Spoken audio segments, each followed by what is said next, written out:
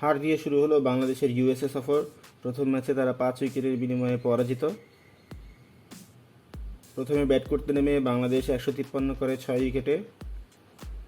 Top অর্ডারে নাজমুল শান্ত, তিনি field. Middle অর্ডারে সাকিব আল হাসান, তিনিও ফেইল্ড এবং তারা অত্যন্ত ধীরলয়ে ব্যাটিং করেছিলেন।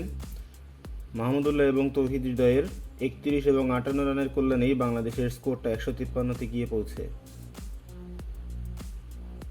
ইউএসএ চেস করতে গিয়ে 156 করে ফেলে 5 উইকেটের বিনিময়ে 19.3 ওভারে। ইউএসএর কোরে অ্যান্ডারসন এবং হারমিত সিং, তারা অবিচ্ছিন্ন 62 রানের একটি আক্রমণাত্মক জুটিতে ইউএসএকে জয়ের বন্দরে পৌঁছে দেয়।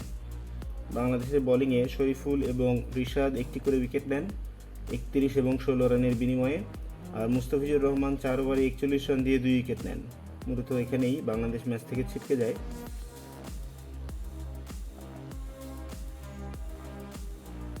তো বাংলাদেশ 3 ম্যাচের সিরিজে প্রথম ম্যাচ হেরে গিয়ে 1-0-তে পিছিয়ে গেল।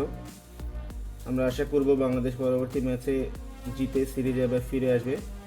শুরুটা একদমই ভালো হলো না। বিশ্বকাপের প্রস্তুতিতেও বাংলাদেশের যে ঘাটতি সেটা প্রথম ম্যাচেই প্রকাশ হয়ে পড়ল।